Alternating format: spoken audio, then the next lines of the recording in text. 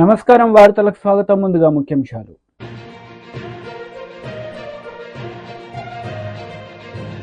Etela Rajender press meet, పలు అంశాలపై వివరణ. మాజీ మంత్రి అంబటి రాంబాబు ప్రెస్ మీట్, పలు అంశాలపై వివరణ. బీజేపీ లీడర్ మీడియా సమావేశం నిర్వహించారు. ఈ సందర్భంగా పలు అంశాలపై ఆయన మాట్లాడారు. అది లేకుండా పోతా ఉన్నాడు.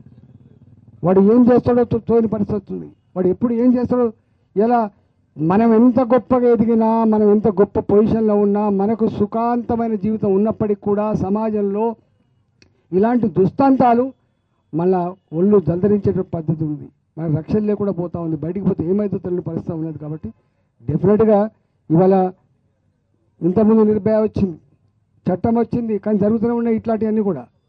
అసలు చెప్పుకోలేకపోతున్నారు. అలవాటు అయిపోయింది. అది ఇవి జరుగుతలే అనేటువంటి పరిస్థితి వచ్చింది. ఇది మంచిది కాదు.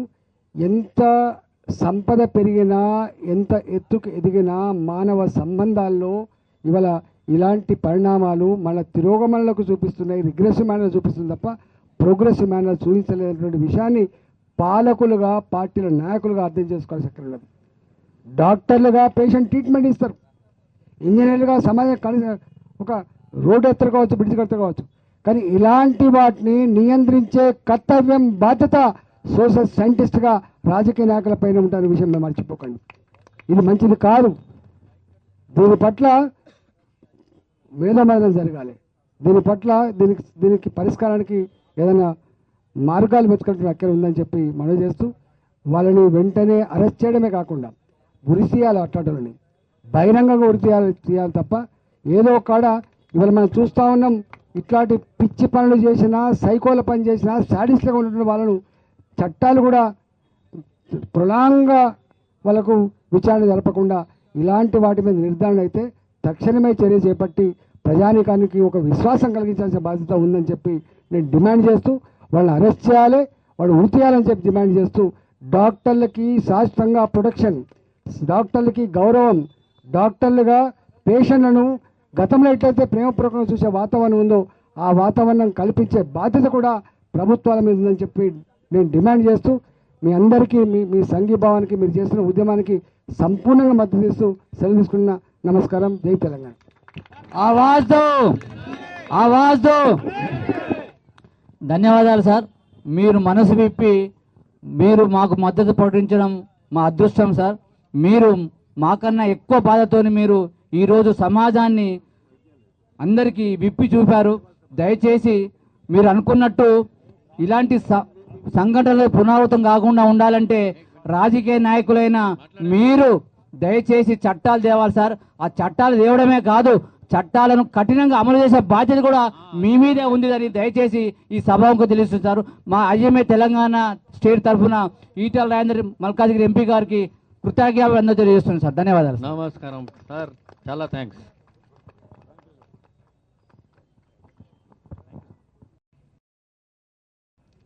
హామీలు ఇచ్చిండ్రు, కానీ అవి సంపూర్ణంగా అమలు కాకపోవడం వల్ల మళ్ళీ దాడులు జరుగుతూ ఉన్నాయి. ఎంతకాలమని స్టెథోస్కోప్లు పట్టుకొని పేషెంట్లకు సర్వీస్ అందించాల్సిన మేము, హుందాగా బతకాల్సిన మేము, వైద్యో నారాయణో హరి అని చెప్పి కీర్తించే ఈ సమాజంలో ఎందుకు మాకు ఈ దుస్థితి అని చెప్పి ఇవాళ డాక్టర్లుగా ఈ రోడ్ల మీదకి వచ్చిన తీరు సమాజానికి మంచిదైతే కాదు. నాకు తెలిసి చిన్నప్పటి నుంచి కూడా డాక్టర్లు అయ్యేవాళ్ళు క్లాస్ రూమ్లో గొప్పగా చదువుకున్న వాళ్ళు, టాప్ ర్యాంక్స్ మంచిగా చదువుకునే వాళ్ళు మీరు ఏమవుతారంటే ఐఏఎస్ అని చెప్పరు, ఐపీఎస్ అని చెప్పరు, ఇంజనీర్ అని చెప్పరు, డాక్టర్ కావాలని కోరుకుంటారు. అంత క్రీమ్ లాంటి, అంత కష్టపడి చదువుకొని, సరే డబ్బులు సంపాదించే వాళ్ళు అందరూ ఉండొచ్చు, ఉండకపోవచ్చు, వృత్తి మీద కొంతమందికి గౌరవం ఉండొచ్చు, లేకపోవచ్చు, కానీ మెజారిటీ డాక్టర్లు అనాదిగా ఇవాళ సేవలు అందించే వాళ్ళు. ఎంత బాధ అనిపిస్తుంది అంటే గవర్నమెంట్ హాస్పిటల్లో పనిచేసే డాక్టర్లు అయితే నిందించే వాళ్ళు ఎక్కువ ఉంటారు. వాళ్ళని టైంకు రారని, సరిగా చూడరని నిందించే వాళ్ళు ఉంటారు. కానీ వాళ్ళ జీతభత్యాలు ఎట్లున్నాయి గురించి ఎవరు మాట్లాడరు. ఒక డాక్టర్ బయటికి రావాలంటే 5.5 సంవత్సరాలు కేవలం ఎంబీబీఎస్ మాత్రమే కాదు, ఇవాళ మళ్ళీ పీజీ చదువుకుంటే తప్ప డాక్టర్గా పరిగణిస్తలేదు. ఇవాళ ఎంబీబీఎస్ డాక్టర్ అంటే వెనుకట గొప్ప వాల్యూ ఉండే, ఇవాళ ఎంబీబీఎస్ డాక్టర్కి వాల్యూ లేదు. పీజీ చదువుకుంటే తప్ప డాక్టర్ అనే పరిస్థితి లేదు. అంటే 8.5-9 సంవత్సరాలు కష్టపడి చదివి ఇవాళ దవాఖానలో పనిచేసే వాళ్ళకు ఒక మామూలు ఉద్యోగం ఉండే జీతం కూడా ఉండదు. సాఫ్ట్వేర్ ఎంప్లాయీకి 4 సంవత్సరాలు చదువుకుంటే ఏ ఉద్యోగాలు ఉంటాయో. YCP leader Ambati Rambabu media సమావేశం నిర్వహించారు. ఈ సందర్భంగా పలు అంశాలపై ఆయన మాట్లాడారు. రామోజీరావు గారు ఆయన వాళ్ళు చనిపోయి ఉండవచ్చు. ఆయన చనిపోయిన తర్వాత ఆయన వారసులుగా కొనసాగుతున్న వారు ఉన్నారు. ఆ సామ్రాజ్యం ఉంది. ఆ సామ్రాజ్యం అంతా అవినీతితో ఏర్పడినటువంటి సామ్రాజ్యమే తప్ప ధర్మంగా ఏర్పడినటువంటి సామ్రాజ్యం కాదు అనేది దయచేసి అర్థం చేసుకోవాల్సినటువంటి అవసరం ఉంది. ఇదే విషయాన్ని రిజర్వ్ బ్యాంక్ ఆఫ్ ఇండియా చాలా స్పష్టంగా ఈ రోజున హైకోర్టులో, తెలంగాణ హైకోర్టులో చాలా స్పష్టంగా తన కౌంటర్లో దాఖలు చేసింది. రామోజీరావు గారు చేసినటువంటి ఫైనాన్షియల్స్ అంతా కూడా ఈ మార్గదర్శి ఫైనాన్షియల్స్ అంతా కూడా ఆర్బీఐ చట్టానికి వ్యతిరేకంగా చేసినటువంటిదే ఈ 50 సంవత్సరాల కాలంలో కూడా అనేటువంటి మాట ఆర్బీఐ చెప్పినటువంటి సందర్భం. తప్పనిసరిగా ఈ కేసులో రామోజీరావు గారికి కానీ వారి వారసులకు కానీ తప్పనిసరిగా శిక్షించేటటువంటి పరిస్థితి ఉంటుంది. దానిలో ఏ విధమైన సందేహము లేదు. వాతా నేను చెప్పదలుచుకున్నది ఒక్కటే, రామోజీరావు గారు లాంటి వాళ్ళు అనేక మంది ఇలాంటి కార్యక్రమాలు చేసి తెలుగుదేశం గొడుగు కిందో తెలుగుదేశం గొడుగు పైనో బ్రతకాలనేటువంటి పరిస్థితి చేస్తున్నారు. ఇంత దారుణమైన అంశాలను మాత్రం చంద్రబాబు నాయుడు గారు కానీ వాళ్ళు కానీ వీళ్ళు కానీ ఖండించరు. వాటిని మోసేటటువంటి ప్రయత్నం చేస్తారు.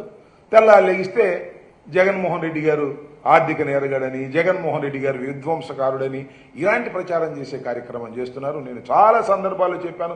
ఇప్పుడు కాదు, డాక్టర్ వైఎస్ రాజశేఖర రెడ్డి గారు ఉన్న రోజు నుంచి మేము చెప్తున్నాం, రామోజీరావు గారు వైట్ కాలర్ క్రిమినల్ అని, ఆయన నేరగాడని మేము చెప్తున్నాం. ఆయన చనిపోయిన తర్వాత ఆర్బీఐ చాలా స్పష్టంగా చెప్పింది, ఆర్థికంగా నేరం చేసినటువంటి వ్యక్తి ఇతను అనేటువంటి పరిస్థితులు చెప్పడం జరిగింది. దీన్ని మూలం నుంచి తీసుకొచ్చినటువంటిది రాజశేఖర రెడ్డి గారు. ఆయన మరణించారు. తర్వాత we have to appreciate, Undavalli Arun Kumar గారిని అప్రిషియేట్ చేయాలి. ఇది చచ్చిపోయినటువంటి కేసుని, దీన్ని కొట్టేంచుకున్నటువంటి కేసుని, దాన్ని 2018లో దాన్ని కొట్టేంచుకోవాలనే ప్రయత్నం చేసి కొట్టేంచుకున్నా కూడా దాన్ని సుప్రీంకోర్టుకు వెళ్లి దాన్ని బతికించి మళ్ళా తీసుకొచ్చి తెలంగాణ హైకోర్టులో పెట్టి ఆర్బీఐ కౌంటర్ వేసేటువంటి పరిస్థితి తీసుకొచ్చింది మన ప్రభుత్వం కూడా.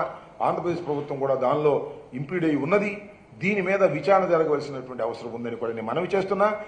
ఈ అరుణ్ కుమార్ గారు రోజు దీని గురించే, మేము ఆయన చాలా సందర్భాల్లో రాజశేఖర రెడ్డి గారి దగ్గర ఉన్నటువంటి వ్యక్తులం కాబట్టి చాలా సందర్భాల్లో మాట్లాడుకుంటూ వచ్చాం. అప్పటి నుంచి ఇప్పుడు కూడా రామోజీరావు గారి కేసు విషయం చాలా సందర్భాల్లో మాట్లాడుతాం. నేను కూడా చాలా సందర్భాల్లో కలిశాను ఆయన్ని. ఆయన రూమ్ నిండా మన చిట్ ఫండ్ కంపెనీకి సంబంధించినటువంటి కాగితాలు, ఫైనాన్షియల్కి సంబంధించిన కాగితాలు ఉంటాయి. రామోజీరావు గారికి సంబంధించినటువంటి కేసులో చాలా పరిశీలి చేస్తున్నటువంటి వ్యక్తి. అందువల్లనే ఆయన మీద అఫిడవిట్ కూడా, పరువు నష్టం దావా కూడా రామోజీరావు గారి కుటుంబ సభ్యులు వేశారు. ఇంత పరువు మాది పోయింది, మీరు కట్టాలని. కాబట్టి నేను ఈ సందర్భంగా ఉండవల్లి అరుణ్ కుమార్ గారిని కూడా నేను రిక్వెస్ట్ చేస్తున్నాను. ఇది చాలా జెన్యూన్ అయిన కేసు. ప్రజల యొక్క సొమ్మును దుర్వినియోగం చేసేటటువంటి కార్యక్రమం చేస్తున్నటువంటి రామోజీరావు గారి వారసత్వం మీద మీరు యుద్ధం చేయండి లీగల్గా. దాన్ని యుద్ధం చేయకపోతే మీ మీద వేశారు కదా మళ్ళా పరువు నష్టం దావా, అది కూడా మీరు గుర్తుపెట్టుకుని దీని మీద యుద్ధం చేయాల్సినటువంటి అవసరం ఉంటుందని కూడా నేను ఈ సందర్భంగా మనవి చేస్తూ, మార్గదర్శి చేసినటువంటి ఈ కార్యక్రమాలన్నీ కూడా చట్ట వ్యతిరేకమైన కార్యక్రమాలు. చిట్ ఫండ్ కంపెనీ చేస్తున్నటువంటి కార్యక్రమాలన్నీ కూడా చట్ట వ్యతిరేకమైన కార్యక్రమాలు. నేను ఈ రాష్ట్ర ప్రభుత్వాన్ని, నారా చంద్రబాబు నాయుడు గారిని నేను మీ ద్వారా విజ్ఞప్తి చేస్తున్నా, ఈ చట్ట వ్యతిరేకమైన కార్యకలాపాలని మీరు ఏదైనా చిట్ ఫండ్ కంపెనీ తప్పు చేస్తే తెల్లారిపాటికి మూసేస్తారు. కానీ రామోజీరావు గారు చిట్ ఫండ్ కంపెనీ అంతా లోపభూయిష్టంగా ఉంది, ఎక్కడా రూల్స్ను పాటించడం లేదు. వాటి మీద మీరు యాక్షన్ తీసుకోకపోయినట్లయితే మీరు ప్రజలకు సమాధానం చెప్పవలసినటువంటి పరిస్థితి వస్తుంది. రామోజీరావు గారు మీకు దైవంగా ఉండొచ్చు, గురువుగా ఉండొచ్చు, కానీ ఆయన కంపెనీ చేస్తున్న చిట్ ఫండ్ కంపెనీలన్నీ కూడా అతి దారుణంగా చట్ట వ్యతిరేకంగా నడపబడుతూ ఉన్నాయి. వాటి మీద కూడా యాక్షన్ తీసుకోవాల్సినటువంటి అవసరం ఉందని ఈ సందర్భంగా నేను చెప్పదలుచుకున్నాను. దాన్ని రాబోయే టైంలో మనం చూస్తాం. ఖచ్చితంగా ఎవ్వరూ చట్టానికి వ్యతిరేకులు కాదు, చట్టానికి అతీతులు కూడా కాదు. చట్టం నుంచి పారిపోవాలని అనేక సందర్భాల్లో రామోజీరావు గారు జీవించి ఉండగా ప్రయత్నం చేశారు. చట్టం నుంచి తప్పుకుపోవడానికి ఒకసారి తప్పుకుపోయాం అనుకున్నారు, హైకోర్టులో కేసు కొట్టేయించుకుని. కానీ అరుణ్ కుమార్ గారు ఢిల్లీ సుప్రీంకోర్టులో వేసి మళ్ళా చట్ట పరిధిలోకి తీసుకొచ్చినటువంటి సందర్భం శభాష్ అనిపించేటువంటి సంఘటన. ఎంత పెద్దవారైనా కూడా చట్టానికి అతీతులు కారు అని చెప్పడానికి ఈ రామోజీరావు గారి కేసు చాలా స్పష్టంగా అర్థమవుతుందనేది కూడా నేను ఈ సందర్భంగా చెప్తూ, ఇలాంటి చట్ట వ్యతిరేక కార్యకలాపాలు చేస్తున్నటువంటి ఎంత పెద్దవారినైనా కూడా బీఆర్ఎస్ లీడర్ మీడియా సమావేశం నిర్వహించారు. ఈ సందర్భంగా పలు అంశాలపై ఆయన మాట్లాడారు. ప్రభుత్వాన్ని అడుగుతా ఉన్నాం, వారి పేరు మీద జనగాం జిల్లాకు పేరు పెడతా ఉన్నారు. ఇమ్మీడియట్ గా ఈరోజు అనౌన్స్ చేస్తే మీరు అన్న ప్రకారం మీ మేనిఫెస్టో ప్రకారం మరి మాట ఇచ్చినట్లయితే మేము అడిగాం. మరి ఈరోజు రోజుల్లో మీరు వస్తుందని తెలిసింది, మరి కంపల్సరీ రావాలి, వచ్చినప్పుడు ఇది అనౌన్స్ చేయాలని చెప్పి మేము అడుగుతా ఉన్నాం. ఒక రాజకీయ కోణంలో మేము విమర్శని కాదు, పేద వర్గాలకు సంబంధించినటువంటి ఒక వర్గాల నుంచి వచ్చినటువంటి వ్యక్తులుగా ఒక కులం లేదు, ఆయన అన్ని కులాలను అన్ని వర్గాలను దారి తీసింది. కనుక ఆయన జీవిత చరిత్ర అవసరం, తెలంగాణకు అవసరం, ప్రస్తుత రాజకీయ పరిస్థితులన్నీ చాలా అవసరం. కనుక జనగామ జిల్లాని ఇమీడియట్ గా పేరు మార్చి జీవో ఇవ్వాలి. ట్యాంక్ బండ్ పైన మేము ఇచ్చిన జీవోను అమలు చేస్తూ విధాన్ని ఏర్పాటు చేయాలా. ఆయన పేరు మీద 500 కోట్ల భూమి ఇచ్చి 5 కోట్ల నిధులు విడుదల చేసినాం. ఆ భవనానికి పేరు కూడా పెట్టాం కనుక ట్రస్ట్ కూడా ట్రస్ట్ అని పేరు పెట్టాం కనుక ఇమీడియట్ గా దాన్ని కూడా అందుబాటులోకి తీసుకురావాలి. ఆయన చరిత్రను పాఠ్యాంశాలు చేర్చాలి.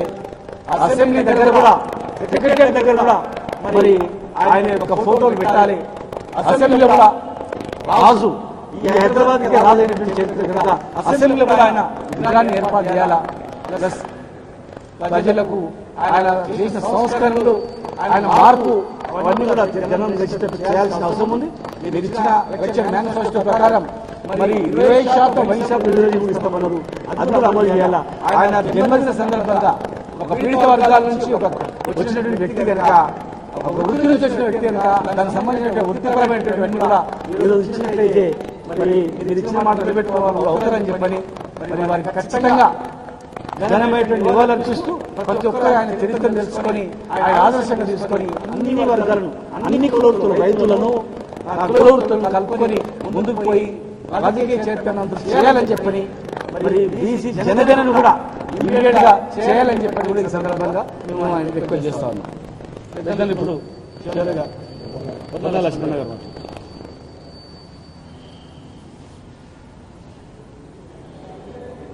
సర్దార్ సర్వాయి పాపం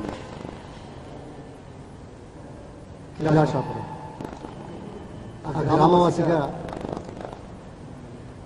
చరిత్ర, స్ఫూర్తి ఒక చెప్పుకోవాల్సిన అవసరం ఈరోజు వారి కార్యకలాపాలకు నివాళులు అర్పించడం మరొకటి. ఆ స్ఫూర్తితో ముందడుగు వేయడానికి చేసే చర్యలు చేపట్టాల్సిన అవసరం. సామ్రాజ్యవాదులకు వ్యతిరేకంగా ఈ ప్రాంతవాసులకు ఆదర్శంగా నిలిచిన వ్యక్తి సర్దార్ సర్వాయి. అదేవిధంగా పీడనకు, దోపిడీకి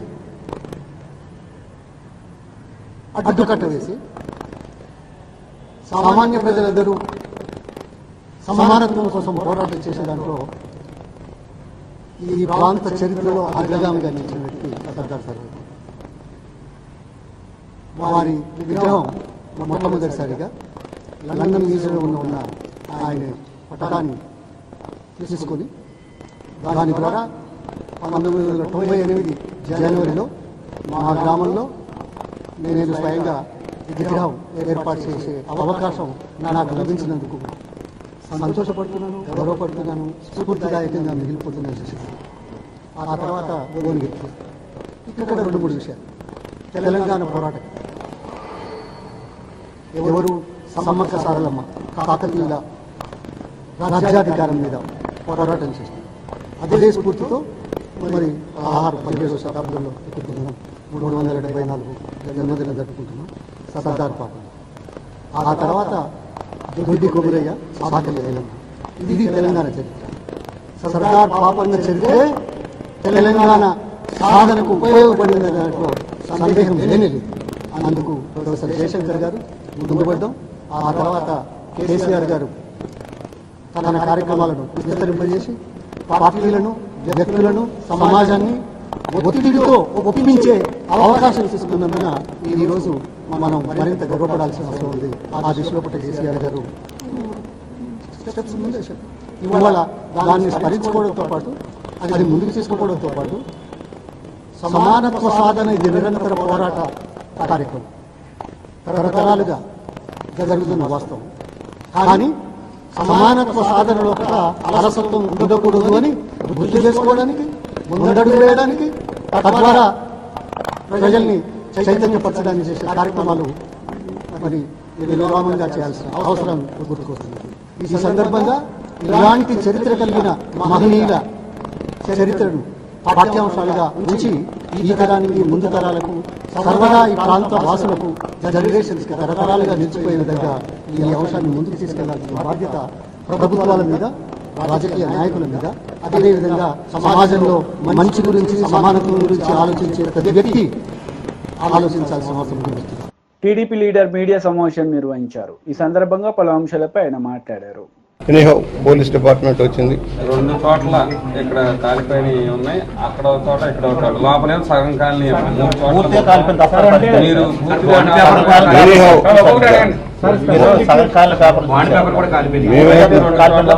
అడుగుతుంది సమగ్ర విచారణ చేయమంటా ఉన్నాను. ఏదైతే, ఎందుకంటే వాళ్ళు చెప్పిన మనకు కనిపించిన దానికంటే ఎవ్రీ ఫైల్ ప్రతి ల్యాండ్కి సంబంధించింది డూప్లికేషన్ ఉంటుంది. ఎక్కడో చోట అధికారుల దగ్గర డూప్లికేషన్ ఉంటుంది. దాన్ని బేస్ చేసుకొని ఫైల్స్ ఏమైనా మిస్ అయినా చూడమంటున్నాం. ఫైల్స్ మిస్ అయినాయా లేదా చెక్ చేయమంటున్నాం. మిస్ అయితే దాని మీద యాక్షన్ ఉంటుంది. ముఖ్యమంత్రి గారు పదే చెప్పారు మదనపల్లి సంఘటన తర్వాత, ఎట్టి పరిస్థితుల్లో ఏ ఫైల్ ఎక్కడ కూడా జాగ్రత్తగా ఉంచండి. ఇప్పుడు ఇక్కడ PA టు డిప్యూటీ కలెక్టర్ గారు ఉన్నారు, వేదవల్లి గారు. నాకు తెలియదు ఈ తగలబెట్టిన సంగతి అన్నారు స్వయంగా. మరి వారు ఎట్లా దీన్ని చూడాలి? అందుకని ఇప్పుడు బాధ్యత తీసుకోవాల్సింది అధికారులు. డిప్యూటీ తహసీల్దార్ దగ్గర, డిప్యూటీ కలెక్టర్ దగ్గర నుంచి సూపరింటెండెంట్ దాకా రెస్పాన్సిబుల్. ఎవరైతే కాల్చిన అమ్మాయి లేదు, ఇవాళ పొద్దున కాల్చానన్న పేపర్ లేదు, వైజాగ్ వెళ్ళారని చెప్పబడుతుంది. ఇవాళ ఎందుకు అర్జెంటుగా వైజాగ్ వెళ్ళింది, కారణాలు ఏమిటి, పరిస్థితి ఏంటి, ఇవాళ ఎందుకు వెళ్ళాలి, ఇవాళ కాల్చిన రోజులు ఎందుకు వెళ్ళాలి, ఇవన్నీ కూడా విచారణ జరుగుతాయి. పోలవరం సంబంధించినవి కాదంటున్నారు, కానీ ఆంధ్రుల జీవనాటి పోలవరం ప్రాజెక్ట్ సంబంధించిన ఫైల్స్ అన్ని కూడా ఇరిగేషన్ లో ఉంటాయి. ఆ బిరో కదా పక్క బిరో, కానీ అలాంటి ఫైల్ కూడా దగ్గరైపోతే ఎవరు బాధ్యత ఉంటుంది? అందుకనే చెప్పాను, ఇప్పుడు చెకింగ్ అంత బాధ్యత రెస్పాన్సిబిలిటీ డిపార్ట్మెంట్ది. ఎంటైర్ డిప్యూటీ ఎవరు కలెక్టర్ ఫైల్స్ అధికారుల దగ్గర ఉండాలో వాళ్ళ రెస్పాన్సిబిలిటీ. లాక్ అండ్ కీ ఉండాల్సింది. సేఫ్టీ ఫైల్స్ విడిగా కూడా ఉన్నాయి, బీరువాళ్ళు ఉన్నాయి కదా, బయట కూడా ఉన్నాయి, బయట కూడా చూసాం. దాన్ని సేఫ్ మెజర్లో పెట్టాల్సిన అవసరం ఉంది. ఈ సంఘటన తర్వాత ఇంకా సమగ్ర ఎలా రికార్డ్స్ మెయింటైన్ చేయాలి, ఎలా ఉంచాలి. ఇరిగేషన్ మంత్రి సీరియస్ అయ్యారు, నిమ్మల రామానాయుడు. అయితే గత అధికారులు కొంతమంది పనితీరు మార్చుకోవాలని ఇప్పటికే సివిల్ సప్లై మంత్రి మన నాదెండ్ల మనోహర్, డిప్యూటీ సీఎం పవన్ కళ్యాణ్ అనేకసారి సూచించారు. అంటే అది ఏమైనా ఇక్కడ కనిపించింది అంటారు? తప్పకుండా. ఎందుకంటే తీసే ముందు, ఒక ఫైల్ తీసే ముందు ఒక వేస్ట్ పేపర్ అయినా కావచ్చు. మామూలుగా ఏం చేస్తారంటే రెవెన్యూ ఆఫీసులో, డిపార్ట్మెంట్లో అవసరం తీరిన ఫైల్స్ ఉంటే తీసుకొచ్చి వాళ్ళకు కాల్ చేసేదానికి కూడా ఫైర్ ఎగ్జిస్టెన్స్ కూడా ఉండి పూర్వం. అయితే ఇప్పుడు ఎలా ఉందో మాకు తెలియదు. కానీ ఎనీహౌ ఇప్పుడున్న పరిస్థితుల్లో చిన్న ముక్క కూడా బయటపడేయడానికి వీల్లేదు.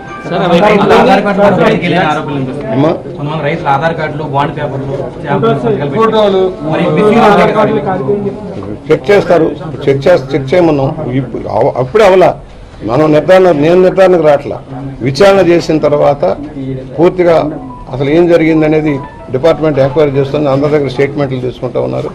అది పగలు జరిగిన సంఘటనగా ఉంది, రాత్రిపూట జరగల, పగలు జరిగిన సంఘటన. దాని మీద కూడా ఇప్పుడు SP గారు కూడా వెంటనే రియాక్ట్ అయ్యి డిపార్ట్మెంట్ని పంపించారు. అలాగే కలెక్టర్ గారు కూడా డిప్యూటీ కలెక్టర్ గారిని, ఆర్డీఓ గారిని అందరూ పంపించారు. ఆర్డీఓ గారు విచారణ చేస్తున్నారు. ఆర్డీఓ గారు చెప్పడం ఏంటంటే ఇందులో ఒక రికార్డ్ రూమ్ లేదు, ఒక ఫైల్ కూడా లేదు, మొత్తం జిరాక్స్ కాపీలు, వేస్ట్ పేపర్స్ అక్కడ పెన్ తో రాసినవి క్లియర్ గా కనిపిస్తున్నాయి. ఇప్పుడు కాల్చినవి చూసిన చోట, నేను చూసిన చోట అన్ని టైపుడు, ఆల్ టైపుడు. దాని మీద సిగ్నేచర్ల దగ్గర కూడా సిగ్నేచర్ లేవు. డిప్యూటీ తహసీల్దార్ కానీ ఏ సిగ్నేచర్ లేవు. ఊరిక క్లర్కల్ గా వచ్చిన దగ్గర ఫాలోయింగ్ తప్పితే ఫైనల్ సంతకాలు కానీ ఏం కనిపించలా ఇప్పుడు ఉన్న దాంట్లో.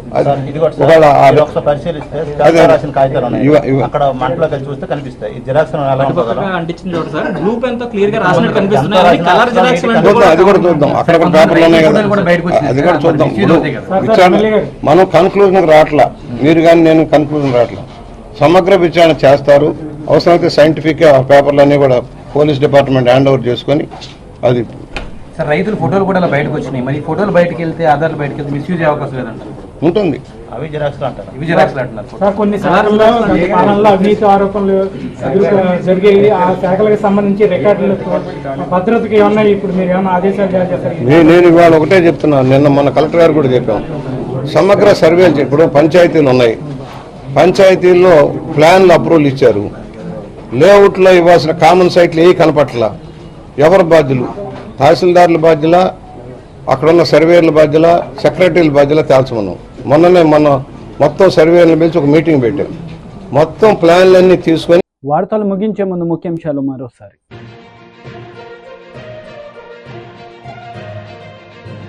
ఈటెల రాజేందర్ ప్రెస్ మీట్, పలు అంశాలపై వివరణ. మాజీ మంత్రి అంబటి రాంబాబు ప్రెస్ మీట్, పలు అంశాలపై వివరణ. ఈ వార్తలు ఇంతటితో సమాప్తం. తిరిగి ప్రసారమయ్యే వార్తల్లో మళ్ళీ కలుద్దాం. అంతవరకు సెలవు. నమస్తే.